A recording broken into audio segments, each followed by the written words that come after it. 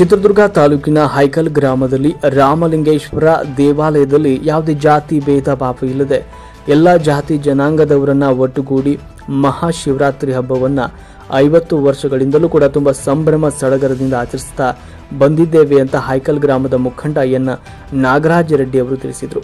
ಅವರು ಹೈಕಲ್ ಗ್ರಾಮದಲ್ಲಿ ಗುರುವಾರ ಮಾಧ್ಯಮಗಳೊಂದಿಗೆ ಮಾತನಾಡಿ 2000 ಭಕ್ತಾದಿಗಳಿಗೆ ಅನ್ನ ಸಂತರ್ಪಣೆ ಏರ್ಪಡಿಸಿದ್ದೇವೆ ಅಂತ ತಿಳಿಸಿದರು.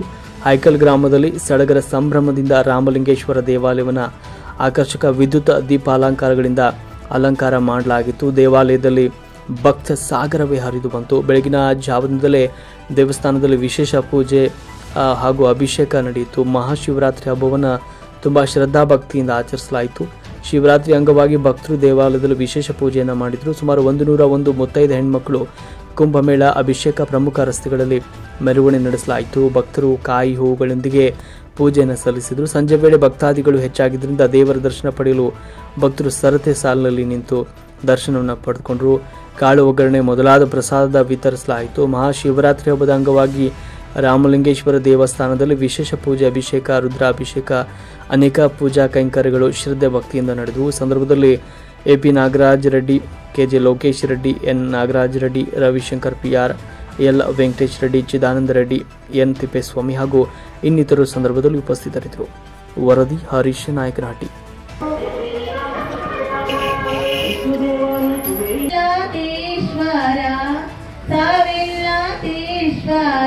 ತನ್ನ ಪತಿಯಾದ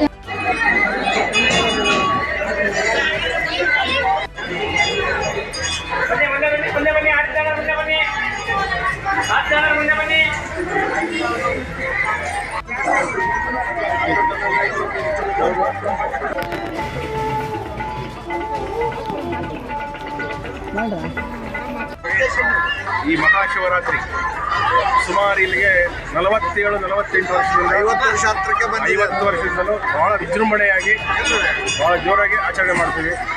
ರಾತ್ರಿಗೆ ಅಭಿಷೇಕ ಇರುತ್ತೆ ಮತ್ತು ಭಜನಾ ಕಾರ್ಯಕ್ರಮ ಇರುತ್ತೆ. ಮಾರನೇ ದಿವಸ ಬೆಳಿಗ್ಗೆ 2ರಿಂದ 2.5 ಸಾವಿರ ಜನಕ್ಕೆ ಊಟದ ವ್ಯವಸ್ಥೆ ಇದೆ. ಭಕ್ತಾದಿಗಳು ಎಲ್ಲ ತಮ್ಮ ಕೈಲಾದ ಸಹಾಯ ಮಾಡಿ ಎಲ್ಲ ಇದು ಮಾಡಿರ್ತಾರೆ. ಸುತ್ತ ಈ ಚಿತ್ರದುರ್ಗ ತಾಲೂಕಲ್ಲೇ ಮಹಾಶಿವರಾತ್ರಿ ಇಷ್ಟು ಜೋರಾಗಿ ಎಲ್ಲಿ ನಡೆಯೋದು ಅಂತ ನಾವು ಅಂದ್ಕೊಂಡಿದ್ದೀವಿ.